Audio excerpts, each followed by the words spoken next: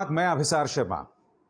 अगर आपको समझना है कि ये सरकार कोरोना काल में किस तरह से काम कर रही है दोस्तों, तो आपको आउटलुक के इस पहले पन्ने पर गौर करना पड़ेगा। दोस्तों, आपकी स्क्रीन पर आउटलुक क्या कह रहा है कि ये सरकार गायब है।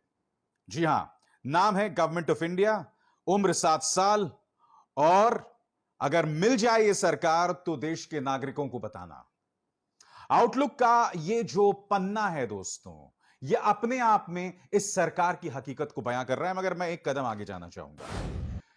मैं ये पूछना चाहूंगा कि ऐसा क्यों होता है कि जैसे कोई बड़ी घटना होती है, देश के गृह मंत्री अमित शाह रहस्यमय तरीके से गायब हो जाते हैं। आपके सामने ढेरों मिसालें हैं। दिल्ली में जब दंगे हुए, उस दौरान सड़क पर कौन था? उस दौरान सड़क पर गृह मंत्रालय की तरफ से तो कोई नहीं, बल्कि प्रधानमंत्री कार्यालय की तरफ से देश के राष्ट्रीय सुरक्षा सलाहकार अजीत डोभाल थे।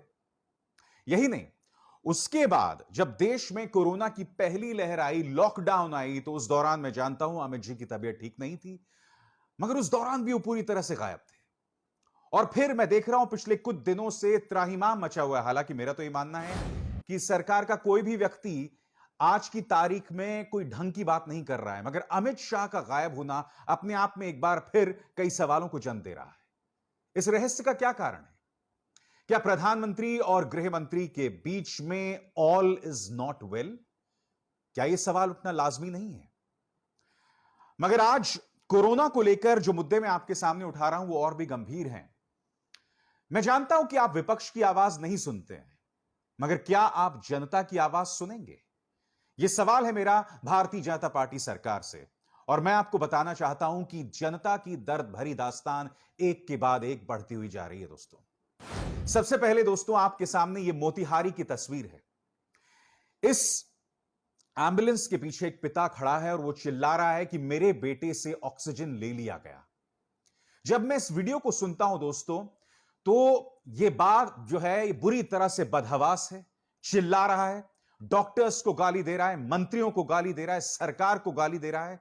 और उस एम्बुलेंस के पीछे मुझे एक औरत के रोने की आवाज सुनाई देती है। शायद इस बदहवास बाप का बेटा है वो, जो अस्पताल पर आरोप लगा रहा है, जो बिहार के मंत्रियों नेताओं पर आरोप लगा रहा है कि उन्होंने उसके बेटे को उससे छीन लिया। क्या इससे बड़ी, इससे ज्यादा हृदय विदारक तस्वीर आपको मिल सकती है आज की तारीख में? और अब यह खबर देखिए दोस्तों, आज तक की बेतिया के गवर्नमेंट मेडिकल कॉलेज अस्पताल का यह मामला है।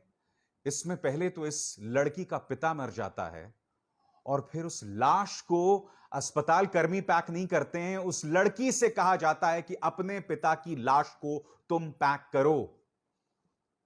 क्या कह रही है वो लड़की, सुनते हैं। गाड़ी खुद पैक किए हो? जी खुद से पैक किया, कोई पैक नहीं किया।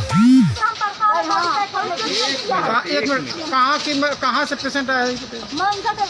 क्या नाम हुआ उनका? फखरू जमा। आप कौन है? हम उनके बेटे।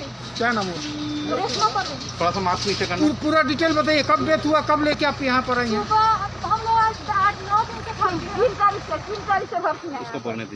हम सुबह 9 बजे से भर्ती लेकर 9 दिन हुआ हम भर्ती हुए, और सुबह में वो इंतकाल कर गए। हम कितना बोले आप पार्टी को पैक करने के लिए, कोई पैक नहीं किया। खुद से हम पैक किए हैं। कंट्रोल रूम से शिकायत करने के बाद मुझे मिला किट, पीपी किट, और मैंने खुद पैक किया। आप कौन है उनकी? उनकी बेटी। क्या नाम हुआ? रेशमा परवीन। आज मैं सवाल पूछना चाहता हूं नीतीश कुमार से, बिहार के मुख्यमंत्री से, कि राज्य से लगातार इस तरह की दास्तानें सामने उभर कर आ रही हैं, कोई जवाबदेही है या नहीं? रोज सोशल मीडिया पर ट्रेंड कर रहा है कि आपके स्वास्थ्य मंत्री मंगल पांडे को इस्तीफा देना चाहिए, कोई जवाबदेही तय की जाएगी या नहीं?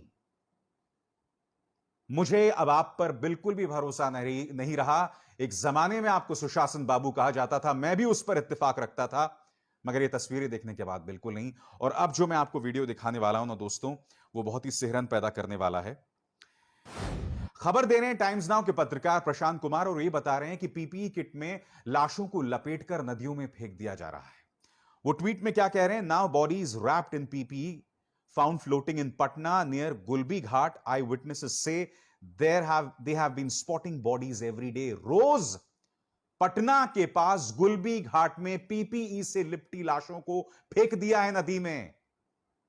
सुनिए वहां पर एक शख्स क्या कह रहा है आपके सामने। कल्याण से नहीं गया हुआ ये नहीं नहीं, और इसमें आए थे कैमरा वैमरा लेके।